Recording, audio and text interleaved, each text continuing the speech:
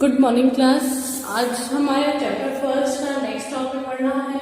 हमने पहले पढ़ लिया था डाटा एंड इंफॉर्मेशन के बारे में कि डाटा क्या होता है, हमारा रॉ डाटा होता है जो हम देते हैं, और कैसे प्रोसेस होता है, डाटा को कैसे कैसे स्टोर किया जाता है। एक तो स्ट्रक्चर डाटा हमने पढ़ा था जो कि एक टेबल के फॉर्म में स्टोर होता है। फिर ये हमने पढ़ा था नेक्स्ट होता था अनस्ट्रक्चर्ड डाटा, जिसके अंदर हमारे डिजिटल्स भी होते थे, मतलब आपके वीडियोस होते थे, इमेजेस होते थे, आपके न्यूमेरिक वैल्यूज हो सकती थी, आपके अल्फाबेटिक वैल्यूज हो सकती थी। सेमी स्ट्रक्चर में था कि वो एक ऑर्गेनाइज्ड तो होता है पर प्रॉपर तरीके से नहीं होता है।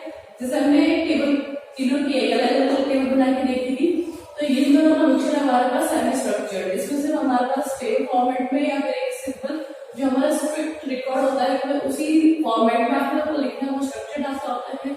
अनस्ट्रक्चर आप लोग उसमें कुछ भी स्टोर कर सकते हैं। सेमी स्ट्रक्चर में अनस्ट्रक्चर और स्ट्रक्चर डाटा दोनों ही होते हैं। नेक्स्ट है हमारे पास, इसके अंदर हम जो आज पढ़ने वाले हैं वो data capturing, storage and retrieval है। ठीक है, तो इसके अंदर डाटा कैप्चरिंग की क्यों, तो हम पढ़ेंगे कैप्चर। कैप्चर जैसे कि वो बता रहा है कि कैप्चर मतलब हमारे पास कुछ लेना।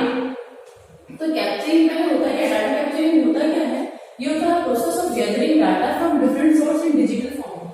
ये आपके जो भी डाटा आप इनपुट करवाते हैं, आप अपने कंप्यूटर को देते हैं कुछ वर्क करने के लिए, तो जो आपने डाटा दिया है उसको लेता कौन है, तो वो गैदर करता है आपके लिए। जो डाटा के गैदर करता लेता है डिफरेंट सोर्स, डिफरेंट अलग अलग सोर्स आप कीबोर्ड से दे सकते हैं, माउस से दे सकते हैं, स्कैनर से दे सकते हैं, आपके डिजिटल कैमरा हाउस से, किसी से भी आप इनपुट दे सकते हैं। और किस फॉर्म में देते हैं, आप डिजिटल फॉर्म में देते हैं। आप जो भी कॉपी देते हैं वो सॉफ्ट कॉपी आप उसके अंदर कंप्यूटर के अंदर ऐड होती है, एंटर होती है, जिसके अंदर हमारे पास कैप्चरिंग में ये आ गया। जैसे हमारे पास मान लीजिए कीबोर्ड मैंने बता दिया है आपको, बारकोड रीडर बता दिया है, इसमें जैसे शॉपिंग आउटलेट होता है, जैसे बारकोड रीडर से शॉपिंग कॉम्प्लेक्स होता है, बारकोड रीड करते हैं।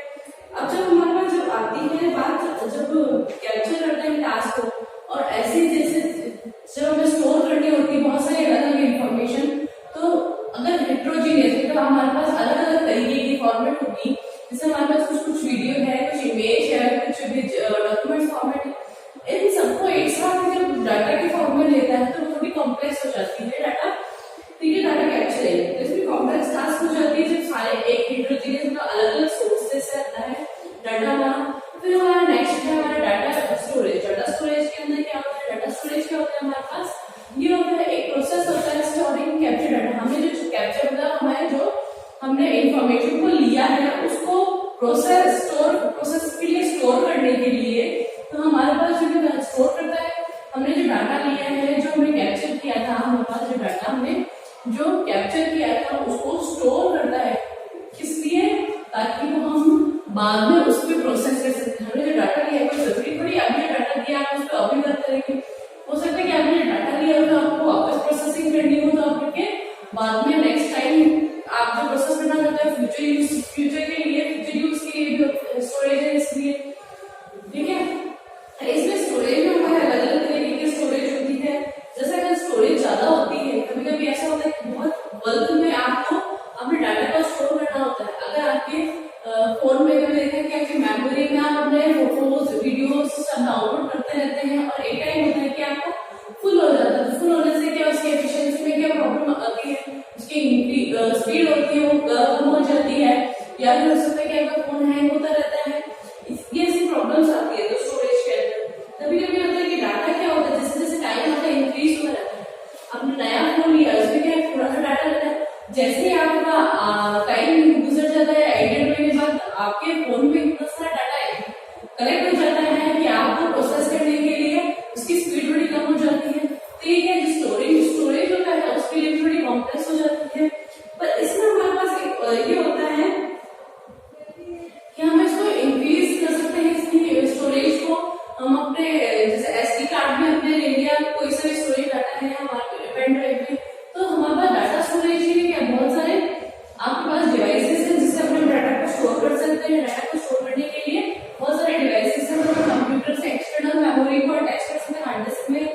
ठीक है, तो ये हमारे पास स्टोर होता है। और जैसे बहुत बड़ी ऑर्गेनाइजेशन के बारे में मान लेते हैं कि एक बहुत बड़ी लार्ज ऑर्गेनाइजेशन है जिसका डाटा हमारे पास स्टोर है, मतलब उसका पूरा ईयर का उसमें एस्टिमेट निकाला है, उसका इन्वेस्टमेंट, सेल्स, प्रोडक्शन सारा उसने निकाला, तो वो क्या है एक बहुत स्टोरेज में मांगता है। तो उसमें क्या है उस ऑर्गेनाइजेशन का, अगर वो लार्ज ऑर्गेनाइजेशन है तो वो क्या मेंटेनेंस और उसका अफोर्ड कर पाती है। पर जब बात आती है खुद की जो स्मॉल एंटरप्राइजेस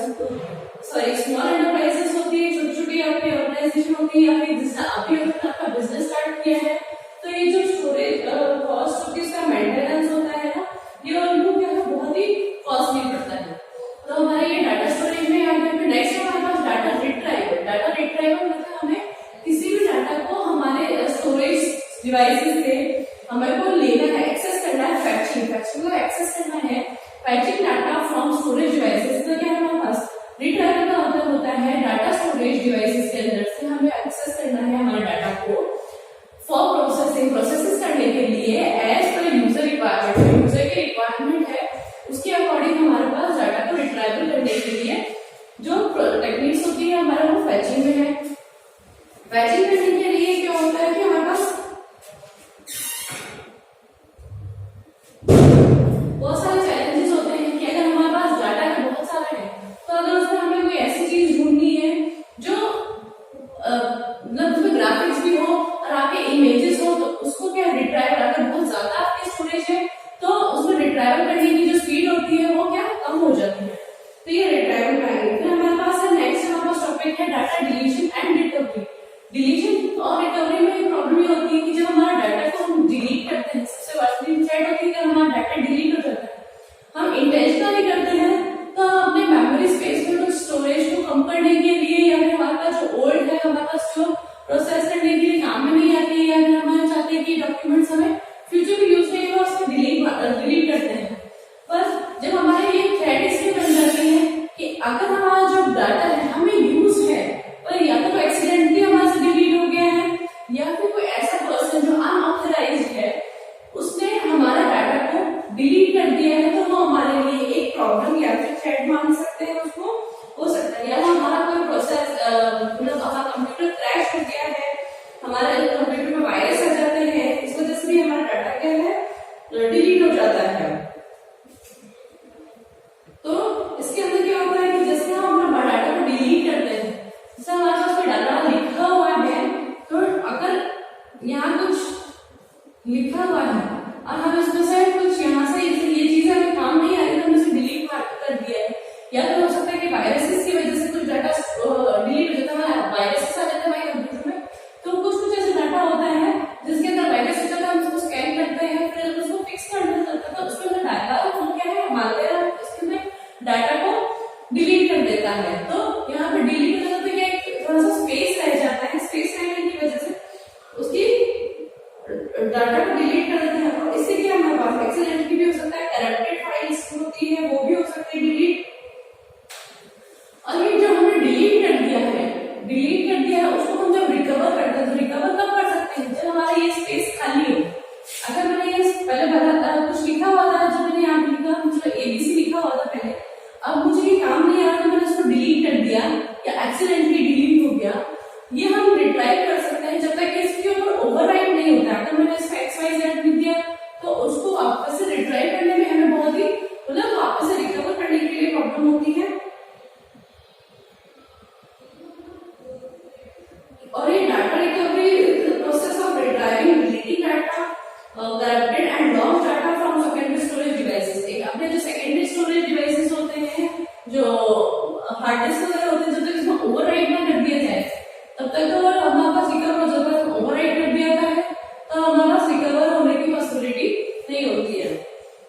हमारे पास नेक्स्ट हमारे पास सिक्योरिटी थ्रेट ऐसा होता है कि अगर हमने कोई ऐसी चीज जो हमें हमारे मोबाइल में नहीं चाहिए, या फिर हमारे पास मतलब अगर आपने बैंक का कुछ किसी को भेजा है, साइन करा है, साइन करने के बाद या फिर आपने उसको डिलीट कर दिया है, तो कुछ ऐसे अनऑथराइज्ड या फिर हम कह सकते हैं हैकर्स ऐसे होते हैं जो कि हमारे व्हाट्सएप पे या फिर हमारे फोन में जो चीजें स्टोर होती है, ये सब क्या हैक करके हमारे डाटा को वापस जो डिलीट करा हुआ डाटा है उसको वापस रिस्टोर करते रिकवर कर लेते हैं, और उससे वो कुछ अनऑथेंटिक चीजें या हमारे बैंक से पैसे निकालना हो या फिर हमारे नाम से कुछ ईमेल करना हो, ये सब क्या हमारे पास क्या होता है, ये एक थ्रेट होता है। जब हम डिलीट कर देते हैं कोई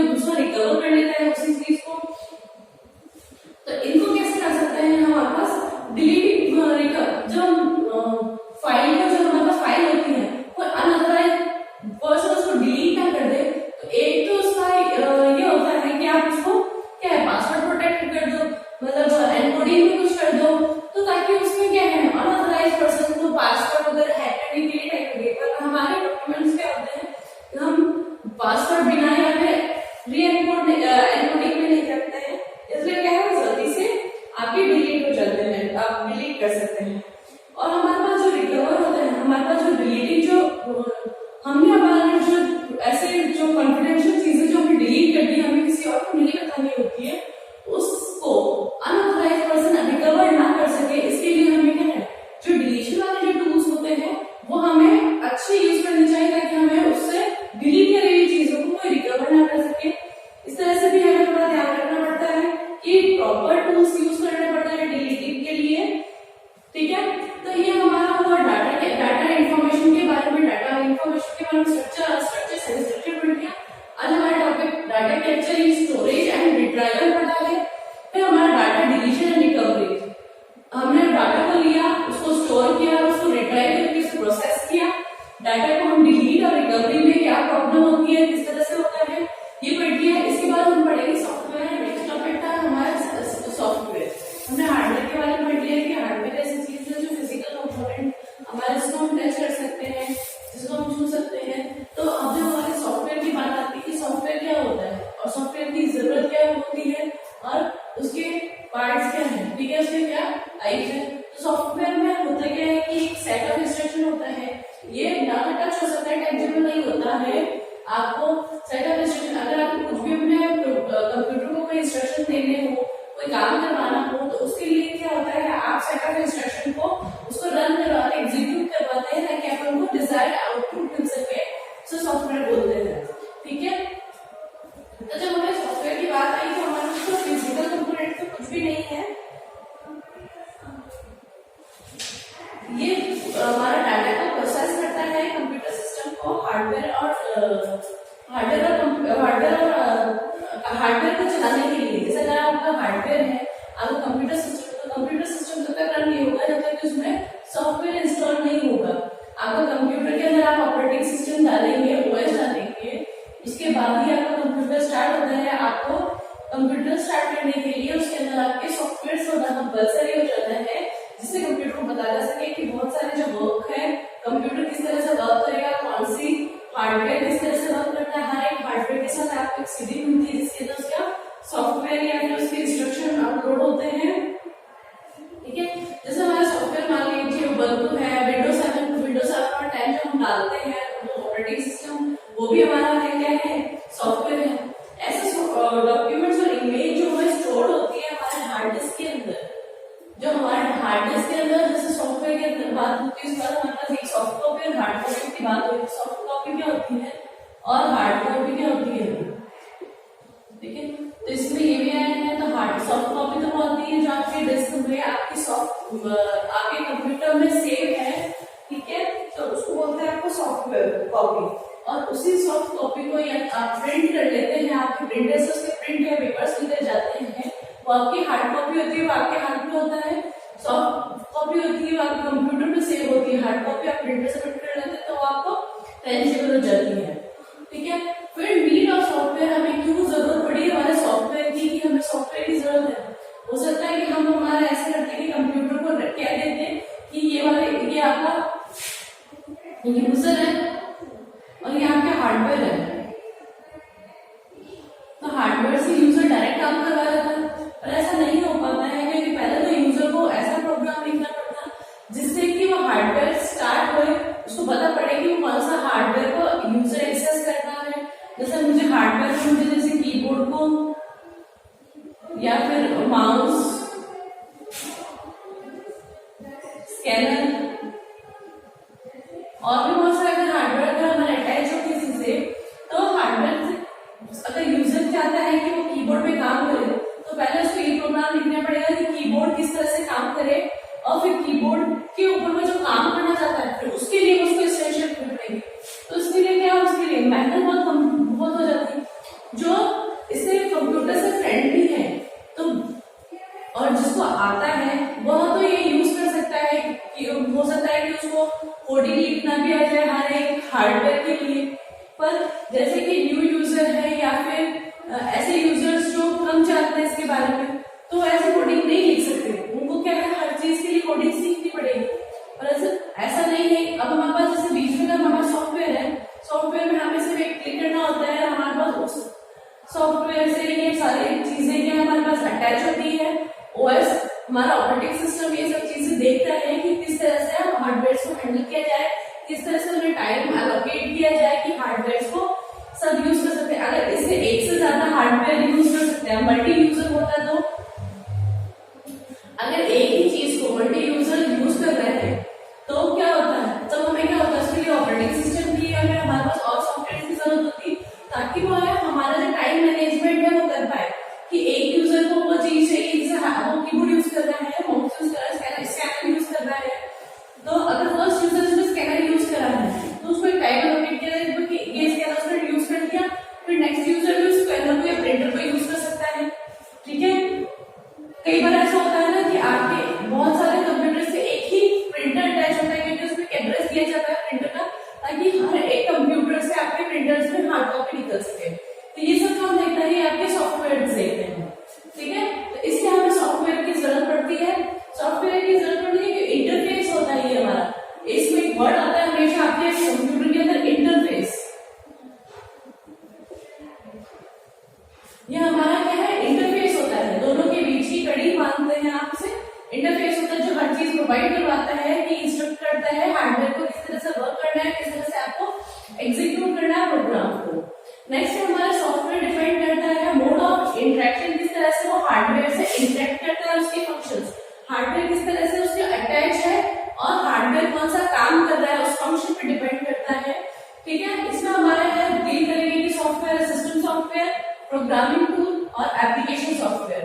वैसे मेनली आपको ये दिखाई देते हैं सिस्टम सॉफ्टवेयर और एप्लीकेशन सॉफ्टवेयर, आप बचपन से पढ़ते आए हैं। जो बात करते हैं सिस्टम सॉफ्टवेयर की, सिस्टम सॉफ्टवेयर ऐसे सॉफ्टवेयर होते हैं जिसकी से हमारा हार्डवेयर अगर हमने स्टार्ट कर रहे हैं तो हार्डवेयर जब स्टार्ट तब काम करेगा जब उसको सिस्टम सॉफ्टवेयर यूज करा जाएगा। सिस्टम सॉफ्टवेयर जैसे आप ऑपरेटिंग सिस्टम डालते हैं, यूटिलिटी सॉफ्टवेयर होते हैं, यूटिलिटी सॉफ्टवेयर जो आपके साथ या तो कंप्यूटर के साथ उसमें इन्बिल्ट होते हैं या फिर आप और डाल सकते हैं, वो हम आगे उसके बारे में बात करेंगे। पहले सिस्टम सॉफ्टवेयर, जो सिस्टम सॉफ्टवेयर है कि कंप्यूटर के अंदर जो एक प्लेटफॉर्म प्रोवाइड करवाता है कि हमें कोई हार्डवेयर को किस तरह से काम करवाए, वो क्या होता है, सिस्टम सॉफ्टवेयर होता है। ठीक है ना, ये आपका एक बेसिक सिस्टम सॉफ्टवेयर प्रोवाइड करवाता है, बेसिक ऑपरेशंस होते हैं हमारे, उसको प्रोवाइड करवाता है। नेक्स्ट है हमारे पास इसके अंदर हमारे पास प्रोग्रामिंग टूल कौन से होते हैं, प्रोग्रामिंग टूल वो होते हैं जिसके अंदर हम हमारे कंप्यूटर को इंस्ट्रक्ट करते हैं कि हमारे पास कोई प्रोग्राम लिखा हुआ है, तो प्रोग्राम लिखने के लिए हमें प्रोग्रामिंग की जरूरत पड़ता है। अगर हमें किसी भी चीज को या किसी भी वर्क को काम करवाने के लिए कंप्यूटर को जो इंस्ट्रक्शन करना होगा, प्रोग्रामिंग टूल, आपको प्रोग्रामिंग टूल बहुत सारे होते हैं, इसके अंदर हमारे प्रोग्रामिंग टूल के बारे में पढ़ेंगे। एप्लीकेशन सॉफ्टवेयर वो होते हैं जो जिसके अंदर हमारे जिसके से हम अपने डिफरेंट अलग अलग काम कर सकते हैं। जैसे कि मान लीजिए कोई यूजर को किसी और चीज की जरूरत है, हर एक यूजर की अलग अलग रिक्वायरमेंट के अकॉर्डिंग वो काम करता है। तो एप्लीकेशन सॉफ्टवेयर जैसे मान लेते हैं हमारे पास एमएस ऑफिस है, ये एमएस ऑफिस के हमारे पास ये एप्लीकेशन सॉफ्टवेयर है, एप्लीकेशन सॉफ्टवेयर एमएस ऑफिस। तो एमएस ऑफिस हमारे पास, क्योंकि हमारे पास सारे काम करने होते हैं, इसमें वर्ड होता है, हमारा प्रेजेंटेशन बन सकता है, एमएस एक्सेस हो सकता है या फिर एक्सेल होता है, ये सब क्या है हमारा एप्लीकेशन सॉफ्टवेयर में आता है।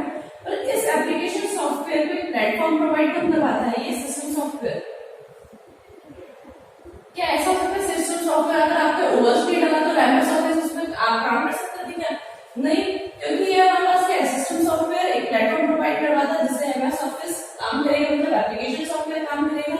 और इसमें क्या प्रोग्रामिंग टूल अलग अलग तरीके की प्रोग्रामिंग होती है, जैसे आप सी में लिखते हैं या फिर आप दूसरी लैंग्वेज यूज करते हैं। बेसिक आपने अगर क्लासेस में पढ़ा है, बेसिक आपने पढ़ी होगी, क्यों बेसिक सी है आपके, जावा है, ये सब चीजें क्या आपके अलग अलग लैंग्वेजेस पर अलग अलग तरीके की चीजें लिखते हैं। वो क्या होती है कि प्रोग्रामिंग टूल ऐसे यूज करते हैं, ये आपके सॉफ्टवेयर